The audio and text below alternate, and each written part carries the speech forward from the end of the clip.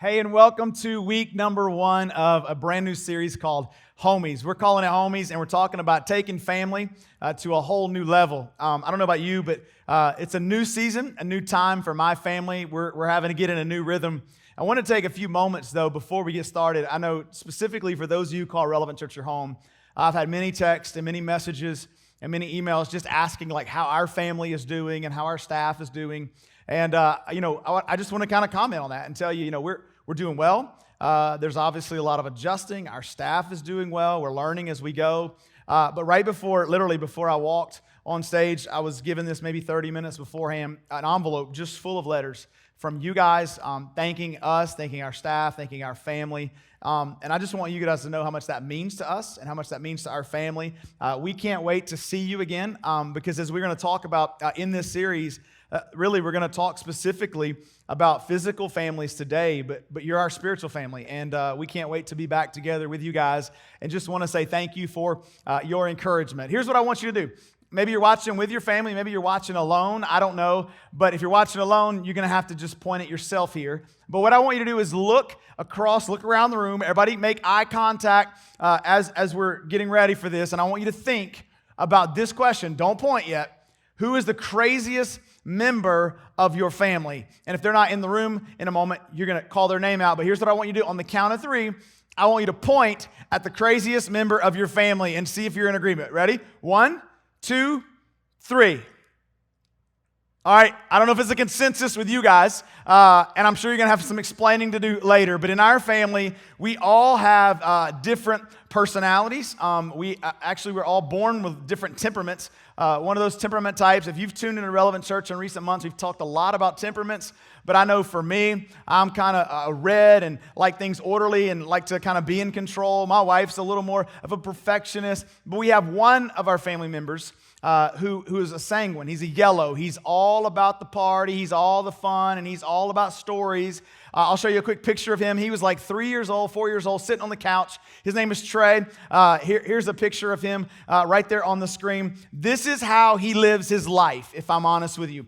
Every single day, he's getting into something. And if we were sitting around in our house right now, having this conversation, every single person in our family would have pointed directly at Trey, and he would have probably pointed at himself. And so here's the reality. All of us are experiencing a new norm. You're learning things about your spouse that you may have never learned. You're learning things about your kids, students. If you're 10, 12, 15 years old, you're learning things about your parents and your big brother and your big sister, your little brother and your little sister. You're learning more about your family maybe than you've ever known before. And so if I'm honest with you, this series for me is a burden, and I'll tell you why.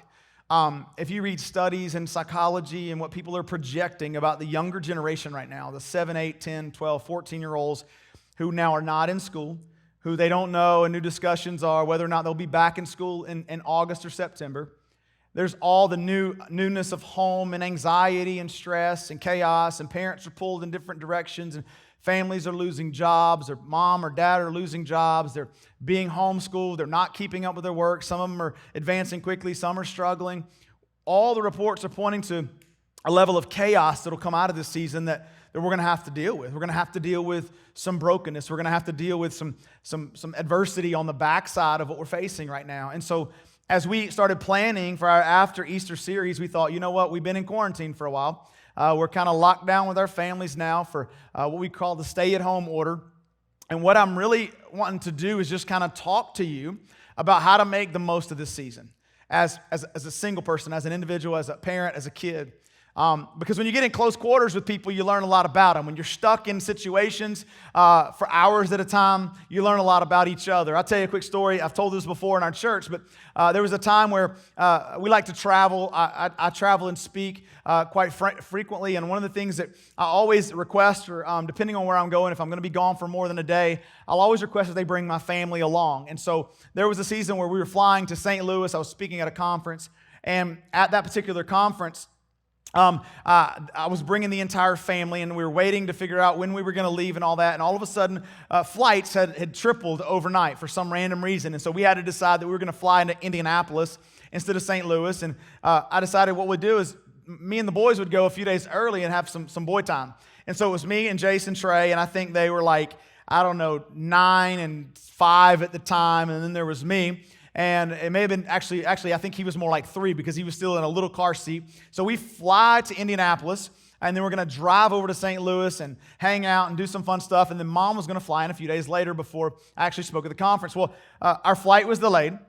We fought through storms, sat on the runway in Hartsfield in Atlanta. If you know anything about Atlanta, you've ever flown through Atlanta, you understand how chaotic it can be. We sat on the runway for about 3 hours before we took off because of weather in the area. We then took off, flying to Indianapolis, what was supposed to be about an hour and 30-minute flight. We got there, and then we had to circle the airport there because of weather for another hour. And so what was supposed to be about a 4-hour total trip at the airport and then getting on the ground and getting the rental car turned into about a 7.5-hour day with a 3 or 4-year-old and a 7 or 8-year-old. And I can't remember their ages at the time, but I do remember one thing. It got real tense real quick because when we got there, it was like 9:30 at night.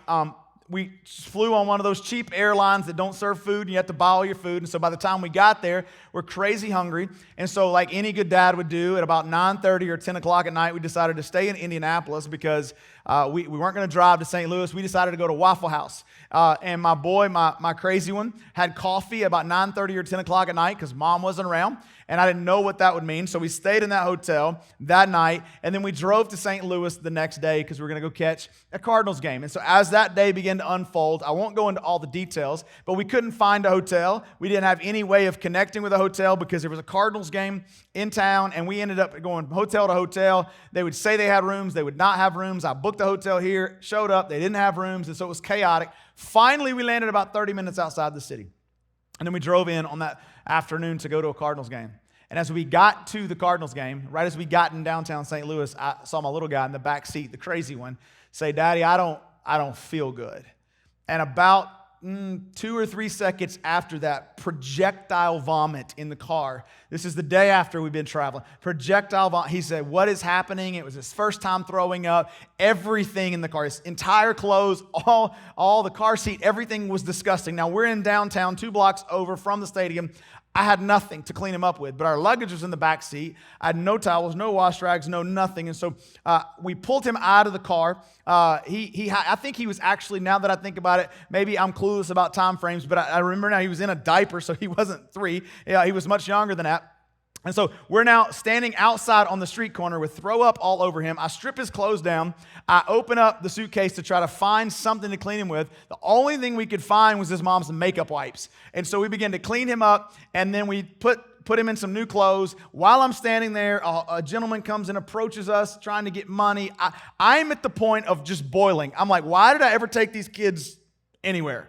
Like, I would have sold the kids, given the kids away, whatever, because it was chaotic. Fast forward, that night we get to the hotel, a new hotel, because we were able to, that was our conference hotel. Jace, about 1 o'clock in the morning, gets up and says, "I don't feel good." And all of a sudden, in the room, projectile vomit all over the bed, all over the floor, all over everything. So now they have been away from Mom for 48 hours, and I don't even love the kids anymore. That's the way I feel. I mean, I love them, but I don't like them at the moment. And so I know those next few days were just miserable. What was supposed to be joyful time with me and the boys, hanging out, no issues, no stress, no anxiety, just fun, turned into chaos. So for some of you, you've been stuck in quarantine now, or we call it that jokingly, but it's a stay-at-home order. Some of you are working, some of you aren't working. Some of you moms are homeschooling now. And what should be a new level of connection, a new opportunity to connect, a new level of connection in your family has actually, for some of you, turned into a new level of insanity, a new level of chaos, because you're like, what in the world? I mean, if you were to look back when you were younger, having this much time with your family to grow and to have some time with your kids and have time with your spouse. Maybe some of you don't have some of those times with your spouse, but you still have it with your kids because your kids are home. You would have looked back 10 years ago when you started to have kids, or 20 years ago, or maybe you're watching and you're a grandmother now. You said, when I was younger, I wish I'd have had that much time with all that seems like it would be a blessing, and for so many now, it's turned into chaos. And so what I want to do is just talk to you in this series. We're going to unpack this for several weeks. Is what can we learn in this season of life? In the middle of a chaotic season where adversity is all over the place and there's doubts and fears, what are the things that we can look and learn from in this season? So let me talk to a couple groups of people. You say, I'm single. I hope you didn't tune out by now. Maybe you're 15, maybe you're 25, maybe you're 45. Here's what I would say to you. Even though maybe you're not living in household with your family, if you're 45 and single again, or you're 25, what are you doing during this season? This is still going to apply to you. We're going to talk about today some family values, but I think as individuals, you can apply this to your life and begin to program your life now in a way that when you do have a family, you've created good habits and good patterns. Maybe you're married with kids and you understand this is really today, the meat of what we're going to talk about is for you. Maybe you're married without kids. Well, this is a great opportunity to work on your marriage and build the foundation for the future. Maybe you're empty nesters and you're like, I ain't got kids, and I'm glad I don't have kids during this season. What is it that you can do to help other people in this season out? What is it you can do to help your kids and your grandkids because they're stressed? How can you enter into that? So today, this week, we're going to lay a foundation for the series. I'm going to give you just a brief overview. We're going to talk about in this series 2 types of families. One is your physical family. Now, let me pause for a second. I'm going to say some things in this series that may be heavy for some of you. And the reason it may be heavy is because when you think of your immediate physical family or you think of your extended family, you don't have a great relationship with them. Maybe your dad was abusive or your mom walked out or you had an alcoholic father or something happened in your life and now your family, you look back and you say, I don't have anything I'm not proud of that. I don't want my family to be like that. You have these kind of emotions that come when we talk about your physical family. Hang in there because here's the thing. One day, you're going to have a family, or maybe you do have a family where you have kids, you're married. What are you going to do to change your family tree? And the second type of family we're going to talk about in this series is your spiritual family. The good news is if you didn't have a great physical family, your home was broken when you grew up as a child, you have adversity that you faced that you haven't healed from, God has provided a spiritual family to connect with. Now here's the hard part. We're currently not together face to face. We're having to meet online and through cameras and TV screens and all of those things. But you still have a spiritual family that we're trying to work to develop through online groups and ways for you to connect, to care for you. And so stick around in this series because this is going to be for you. So here's what I want to do. We're going to start with the physical family today. I'm going to give you a couple thoughts, and then I'm going to give you some things that we've done in our family over the course of time, things that we're even adjusting in this season because things are chaotic. What are we going to do moving forward? How can we get better at some of the things we're talking about? But one of the things that I want to kind of start with is this. There are some common behaviors amongst families in the world. All right? And I'll just throw them out there. First of all, in most families, there's an element of love. Families didn't start most of the time. They didn't have kids. At some point in their life, there was an element of love. Maybe that's grown cold. Maybe there's been things that have entered in that have caused friction and hatred. But still, deep down, we have a desire to be loved in our families. And it's a common bond in families wherever you come from. You say, well, my dad didn't love me. He abused me. Well, I understand that's not love. And so understand that we're talking in general statements today. But for the most part, you at least desire love. You desire that in a family. Here's another common behavior, conflict. You're thinking, you've been hanging out in my house. I mean, conflict is inevitable in families. No matter how much you love each other, you're going to experience conflict.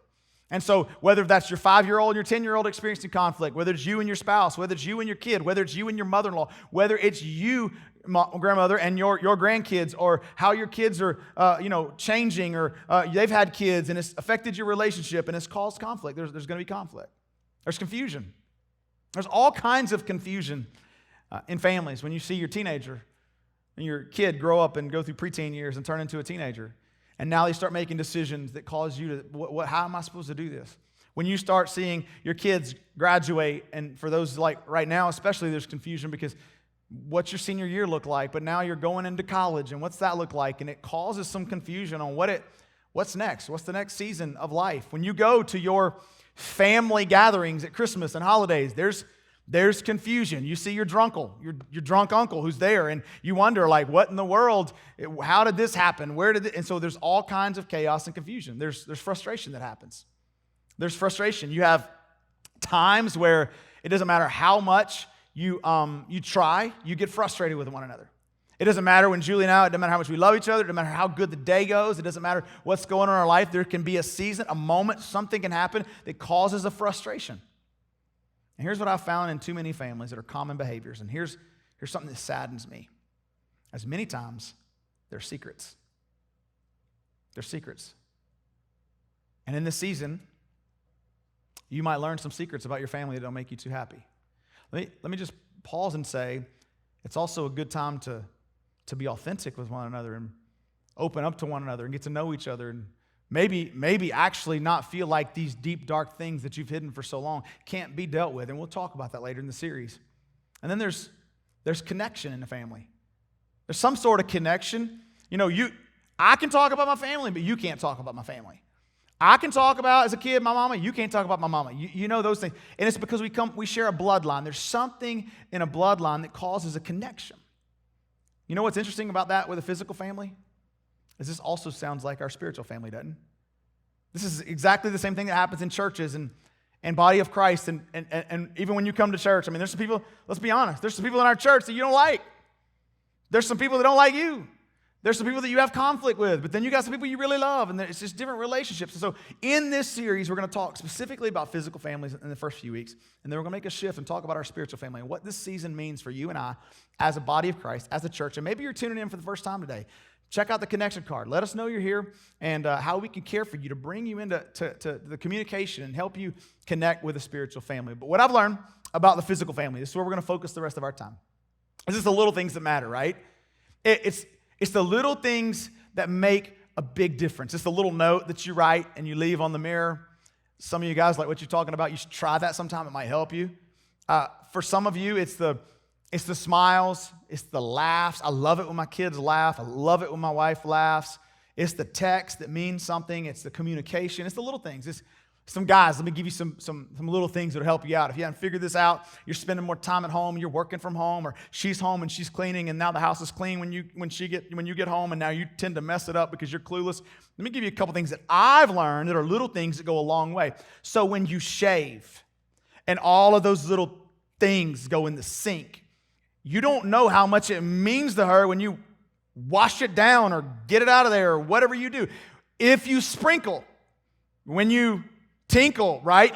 Those things matter. Those things matter to her. Ladies, listen to me. You can't have a headache every night. Those things matter. It's the little things in life that matters. It's the little things in the family that matters. And for you and I, as a spiritual family, just the ability to come together matters. And now we can't. And you see the effects of the little things and how much they can affect you. And so, write this down. This is a springboard for our series, where family identity is strong, peer pressure is weak. But where family identity is weak, peer pressure is strong. I'll say it again. Where the family identity is strong, we have a bond, we know who we are, and we know our place in our family, then the peer pressure weakens because we're not looking for acceptance. We're not looking for something outside of that. But where I don't know my place in the family, I'm lost in this relationship, I feel like there's a disconnect. Now peer pressure is strong because I'm looking for needs that aren't being met. And ever since the beginning of time in Genesis, the enemy has sought to destroy the family. So there's two types of families, physical families that I'll contrast, and there'll be a chart on the screen, and I'll just kind of walk through it. First is the independent family. This is where people in the family are independent of one another. In other words, they're kind of out for their own interests. They're not really working together as a team to reach their full potential. Here's what happens. The individuals in that family have a weak identity. That they go outside of their family many times to find acceptance, affirmation, and love because they've not found it within. They're more vulnerable to peer pressure, and they're more susceptible to sibling rivalries. You can study it, you can chart it, you can look it up in psychology. Where the family unit is independent and not working together, these four qualities exist. And here's the thing. When a family, though, is interdependent, meaning we understand our role in the family and we understand how we are to connect and to do our part as children, as fathers, as mothers, as whomever it may be, these families have a strong family identity because they're interdependent. They understand that they're a part of something bigger than themselves. God said, let us create man in our own image, the Father, the Son, and the Holy Spirit, for relationship. And so they find their need for acceptance, affirmation, and love met in their family. They're less vulnerable to peer pressure because they're not looking to have their needs met elsewhere. And typically they're much more likely to resist sibling rivalry because they're not competing with one another for the best child or the more loved child or the middle child or the older child or attention from parents because they understand they're a unit. And here's the problem. In this season, you're learning a lot about your family. Are we independent? Are we interdependent? As a parent of a child who may be in their 30s and now they have kids, maybe you're a grandparent, you're learning a lot about whether your family, the daughter or the son that you raised and now has their own family, you're learning a lot about whether they're independent or interdependent because of the chaos. As you sit now and talk on the phone or you FaceTime or maybe you still get together in groups of 6 or 8 because 10's too many, we know that. But at the end of the day, maybe you get together and you start to understand, wow, there's some dysfunction here. Here's what I know. Most families in our country live independent of each other more often than not. So I want to look at a couple passages of Scripture, and then we're going to buzz through a couple quick things today. Joshua 24:14. Joshua's writing to the Israelites, the Jewish people, and he's basically telling them, you're going to worship something in your life. You're going to worship something in your life. Something's going to be the center of your life, and I want to tell you how to keep God at the center. I want to encourage you to keep God at the center, at the focus of your life. And here's how he says it, and he's very clear about not letting other things distract you. He says, now fear the Lord and serve him with all faithfulness. Throw away the gods your ancestors worshipped beyond the Euphrates River and in Egypt and serve the Lord. In other words, they got distracted, and their ancestors, their families got distracted from the main thing, focused on worshiping other gods, and let the relationship with God and each other suffer because of that. And so he goes on to say, but if serving the Lord seems undesirable to you, then choose for yourselves this day who you will serve, whether the gods of your ancestors or the gods of the Amorites in whom you're now living. And he goes on to say this, but as for me and my house, we will serve the Lord. Now let me just pause and say this. He says you're going to serve something. Whether you make a decision to serve God and you put him at the center, which means now we have to work together as interdependent to reach our full potential, or whether you say, you know what, I'm going to serve myself, I'm going to be selfish, I'm going to do my thing, and dad's going to earn a career, mom's going to have a career, and then teenage boys competing with other teenage boy or sister or brother to try to figure out who. That is not God's plan for your family. If you're going to keep God at the center, it means you challenge one another. You work together to help each other reach their full potential in Jesus Christ. And here's the thing. In the chaos, it's very difficult. So I want to give you a couple things. The plan in our family when we got married was just figured out as we go. The problem is in Luke chapter number 14, Jesus says, he says, it's very important if you're going to build a tower that you count the cost, because if you don't, you're going to look back and realize you didn't finish well, and people are going to ridicule you. When you think about this in any area of your life, it's very important that you count the cost. You have a plan, that you don't just move into something. And too many people get married, have kids, and go through the season with no real plan, and then they just try to figure it out along the way. And so in our early years, Julie and I didn't have a plan. And then we read Deuteronomy chapter 6. I was sitting there after we had kids, and I realized I was overwhelmed after our first boy was born, who just turned 13. I was overwhelmed with the weight of what it meant to raise kids. Read Deuteronomy 6 about training your child, and when you walk along the road, when you sit down at the table, when you lay down at night, training your child and teaching them the laws of God. But then 1 Thessalonians chapter 5 verse 14 tells us how we should interact with one another, how we should behave as individuals, as Christians. And I thought, well, if Christians should behave like this, then how much more should families take these values and implement them in their life? And here's what Paul says to a church that he writes in Thessalonica. He says, and I urge you, brothers and sisters, warn those who are idle and disruptive. Encourage the disheartened. Help the weak. Be patient with everyone. Make sure that nobody pays back wrong for wrong, but always strive to do what is good for each other and for everyone else. Then he says, rejoice always. Pray continually. Give thanks in all circumstances, for this is God's will for you in Christ Jesus. And so out of that, Julie and I begin to sit down and say, okay, what is it that our family should be doing? And over the next 10 minutes, I want to walk you through 5 of our 10 family values. And next week, we'll talk about the other 5. And then I just want to talk to you about how I see them playing themselves out and the opportunity that you have in this season. You say, I'm a grandparent. I don't know what to do. You can still make the most of these values. You say, I'm single. Well, you can start planning now on how you can build. If you can't do it when you're single, you won't do it when you're married and have kids. You're going to have to go through a much harder process. So here we go. We've said this. In our home, we will spend time purposely. We will spend time purposefully. What that simply means that all of us have 24 hours in a day. And you know this intuitively. You've met people in your life that seem to get more done than you in 24 hours.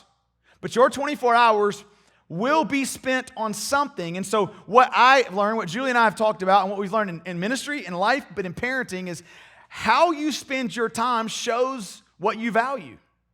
How you spend your time shows what you value to God. It also shows your spouse what you value. It shows your kids what you value.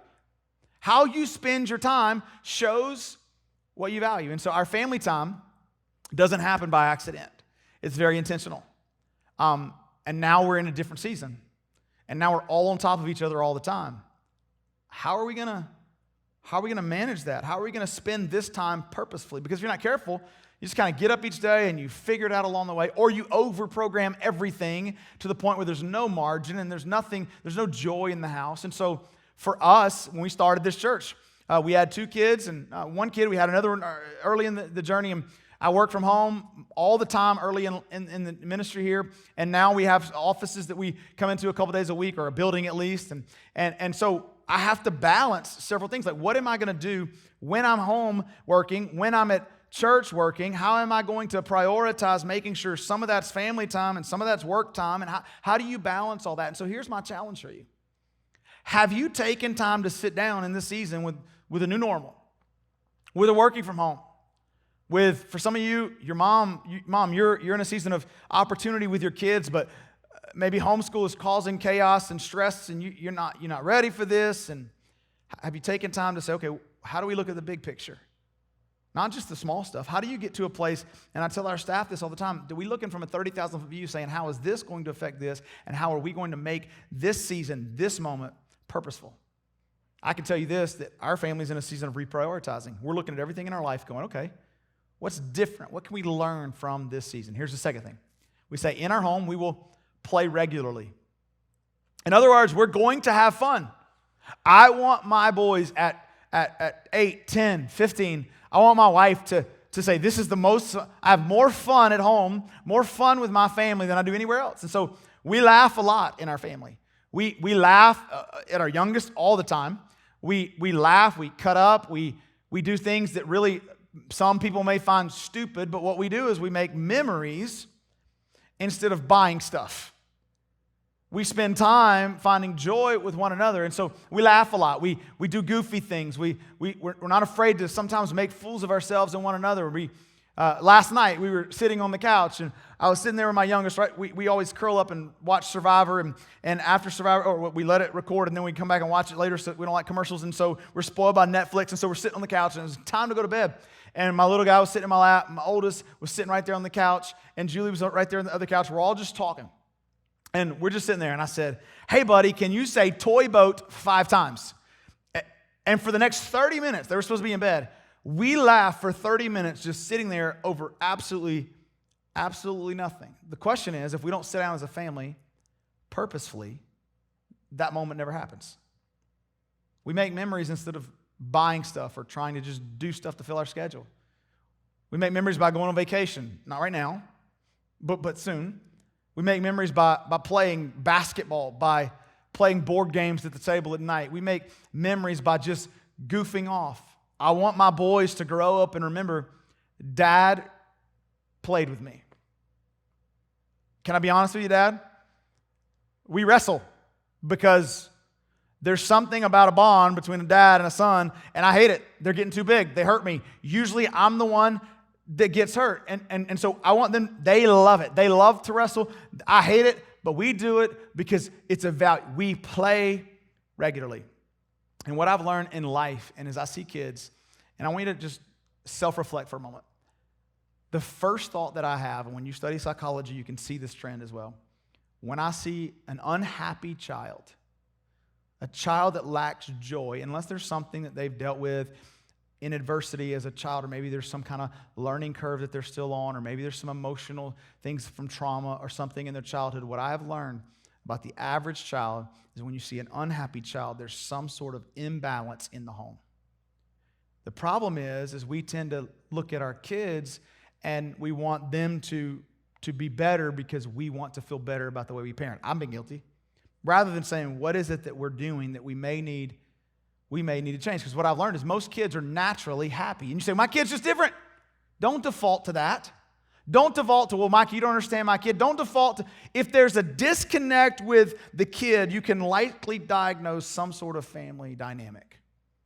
And so learn to have fun together. Learn to build that bond. Learn to play regularly so that you can bring a joy into your home. Here's the number 3. We work diligently.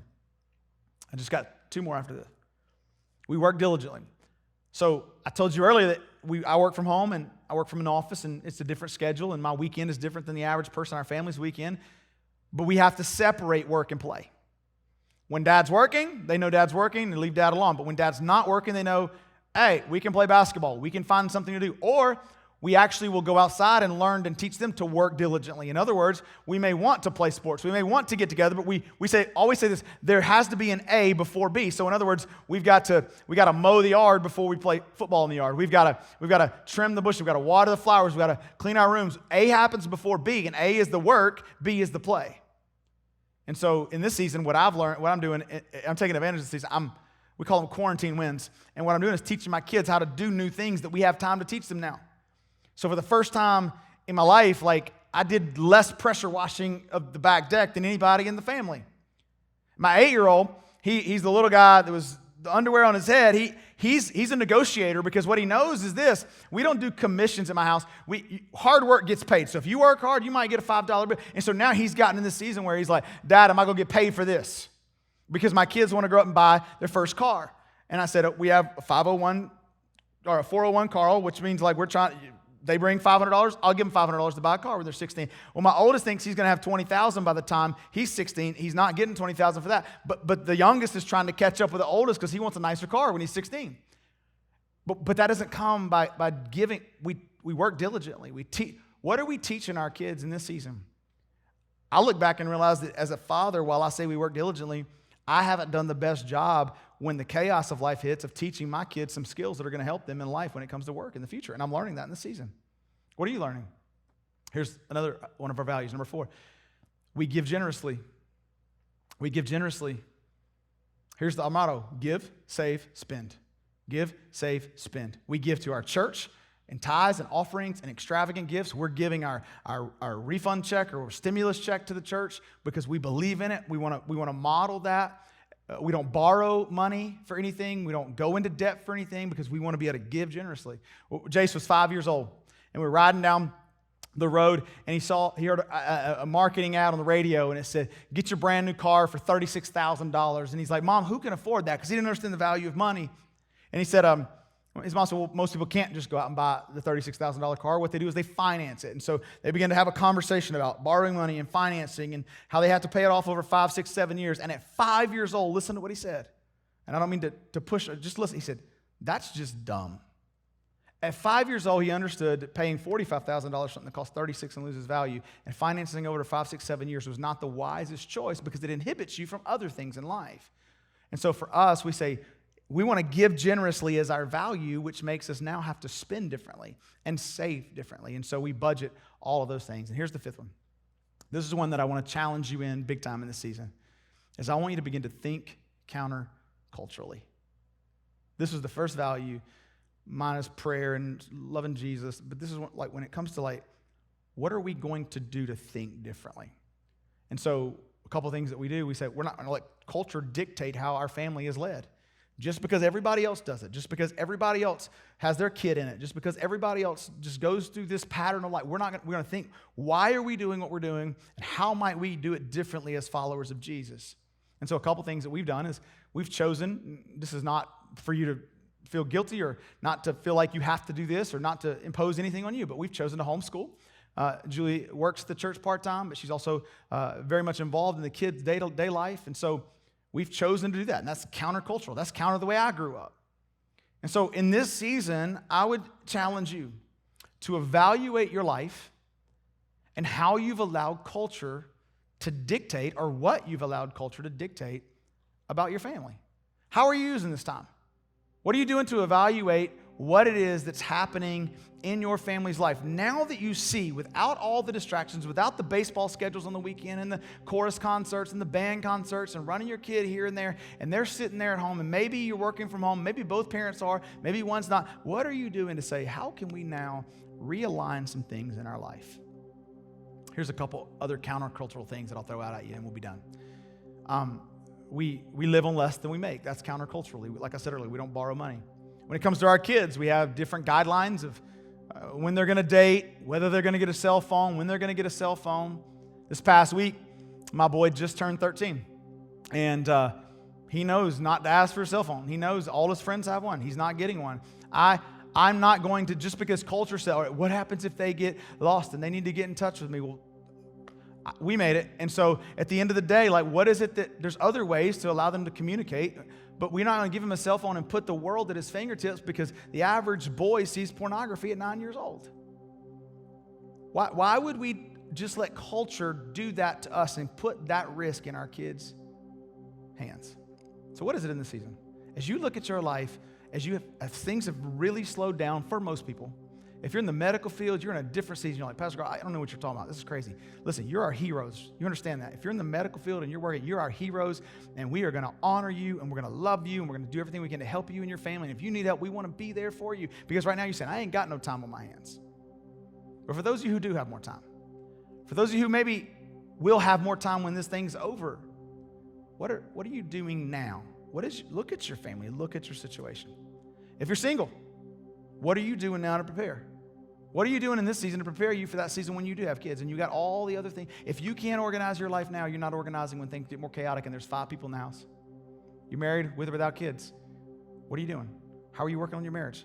How are you building that relationship? Because I don't want to see your kids, listen to me, roll out of this in a year from now or 2 years from now with anxiety and stress and all kinds of chaos in their life. And as I've been praying this week, my prayer has been that this generation would not be affected negative. We have an opportunity, parents, listen, lean in for a second, an opportunity to affect this generation in ways. They might can learn work ethic differently. They might can learn adversity in a way that we didn't have to face it or like other kids have it. You have an opportunity to teach your kids some things, but it's going to have to be on purpose. If you're grandparents, get involved. Help out. Help navigate the process within the confines of what your children will allow you to be involved. Get involved. Here's all you do. If you're married, you got your kids, or you're single, mom, you got your kids there. Maybe you're a married couple with no kids, or maybe you're just in a totally different season of life. Grab the hand of the person you're sitting with, or if you're sitting there watching this alone, why don't you just close your eyes and reflect on your life? And I want to pause for a minute. It's going to be weird. It's awkward because nobody's going to be talking, and you're sitting there in your home trying to learn to have a spiritual moment in your home at this moment. And I want you to just close your eyes and say, okay, God, you have my attention. We said this a few weeks ago. What has your attention determines your direction, which leads to your destination.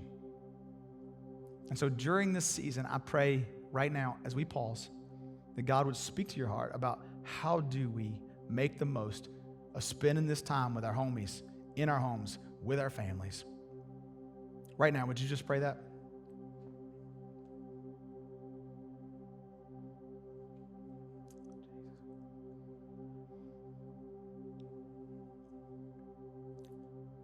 God, in this moment, your word tells us that you transcend time and space.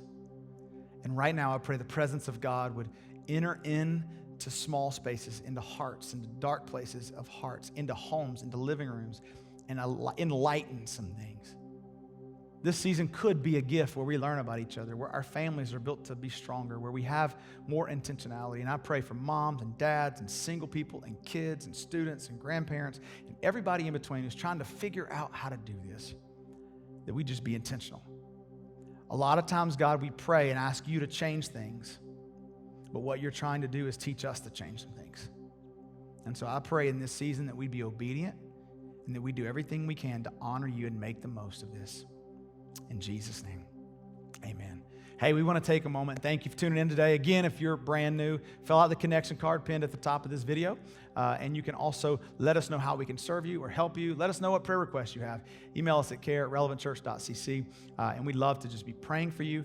And just know that one day soon, we'll gather again. We believe in you. The best of your life is yet to come. We love you, Relevant Church. Thanks for tuning in. We'll see you guys next week.